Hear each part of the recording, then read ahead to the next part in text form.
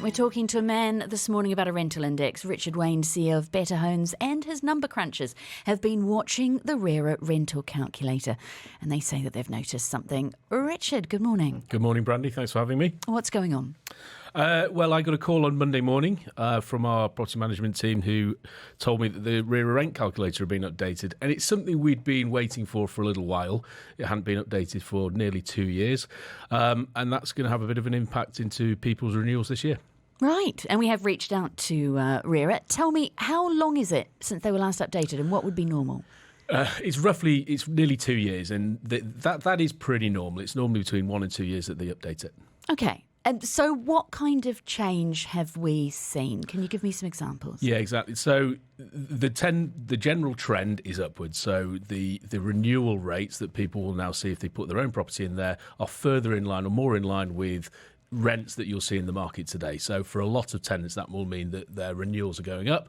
To give some examples, we don't have sort of a broad percentage across the board. Every area will be slightly different. But if I take my own personal view, I am both a tenant and a landlord here in Dubai. So I looked at my own house where I rent in Jumeirah previously to the change. I was expecting a 5% increase in my rent this year. That's now gone up to 20%, which is, that's put a big smile on my wife's face. Conversely, in my property that I rent out, where I'm a landlord, previously it said there was no rent increase due. Now I can increase that by 10%. So, from a landlord and a tenant point of view, it's a bit of a win and a blow. But all of the, in many cases, the rents are going up. Let's break down that in a moment. But first, in your opinion, did this need to happen? Yes. Yeah, and I think in the short answer is yes. I think what we were beginning to see was a sort of a two-tier rental system with those that had moved into properties 2 or 3 years ago, like we did, versus those that were coming into the market today. And there was a big disparity between the prices. Okay, so what will it mean roughly for tenants? So if you're a tenant today and you've been in the property for more than 2 or 3 years, you're likely to see a bigger increase in your renewal rates this year. If you're a tenant that's been in a property over the last year or so, you probably won't see anything because the rental calculator will be in line with what you're currently paying. So what will that mean? Well, does that mean that some tenants will decide to take the plunge and move into buying a property? Will it mean that some tenants will decide to move to slightly cheaper properties? So those are the two trends that we might expect off the back of it. Could we see less eviction notices if landlords can legally get higher rents from current tenants? Yeah, I think that's an obvious thing to consider. I don't think there is a huge number of landlords today trying to illegally evict tenants and put their rents up. There's quite a lot of protection around that. So it's not something I think we see a huge amount of. But yes, I think it's possibly something we could see. Okay, well then let me put that another way. Could we see landlords deciding not to move in themselves or indeed not putting a house on the market if they can get better rent? Yeah, I think if a landlord is making the decision, do I sell the property today and maximise the value versus put my rent up, I think that will give them more of a decision to make, I take. Okay, and for landlords themselves, what does it mean for yields?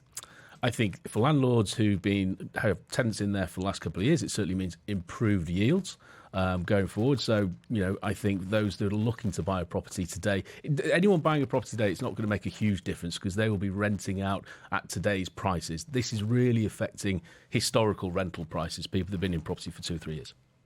Do you think then we will see some downsizing on the back of this?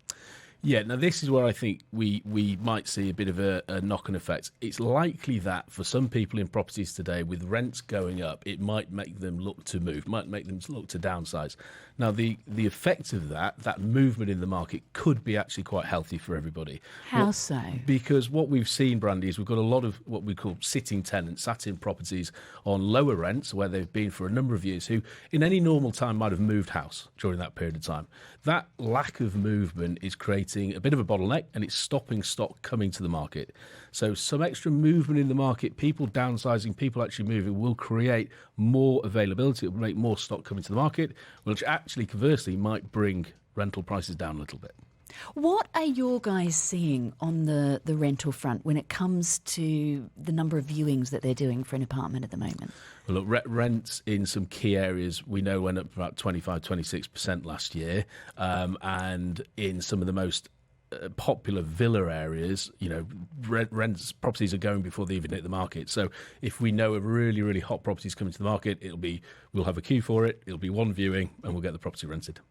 I've heard, though, of 50 viewings for rental apartments where landlords are obviously, well, I'm guessing, looking to get the highest rent. Are we seeing an increase in the average number of people who are going after each property when we're talking renting? In terms of... the amount of, people you would get calling one of your agents to rent a property. Yeah, certainly the rental market's incredibly hot at the moment. There's lots of people moving to Dubai. So the number of renters per available properties is on the up. It's probably double from what it was 2 years ago. That's why I say, if we get more stock to the market, a little bit more flow, a little bit more movement, transiency in the market, it might actually just be a good thing. What about when the buildings that we're seeing being built at the moment get handed over? What's that going to look like, and when do you expect that to start kicking in? So, look, the rent's high at the moment. The only real answer to that over the long term is more properties, OK? So we're expecting about 35,000 homes to be handed over this year. That's very similar to the number of homes we saw last year. Last year, we saw rents go up by 25%, so it stands to reason that there's not enough coming on the market this year to materially impact that in a positive way to bring rents down. If you look ahead maybe into 26, 27, that's where you start to see some quite substantial numbers of new properties coming to the market, where I do expect that will impact rents. A lot of those new properties, though, particularly if we're talking villas, are further and further out of town. Is there a rental premium on being central here in Dubai at the moment? Yeah, absolutely. But that's the same for any major city in the world, isn't it? So anything that's more central, anything that's more coastal, certainly will have a premium. As Dubai spreads, you'll find more and more affordable rental further out. But again, I think that's just the normal maturity of a city.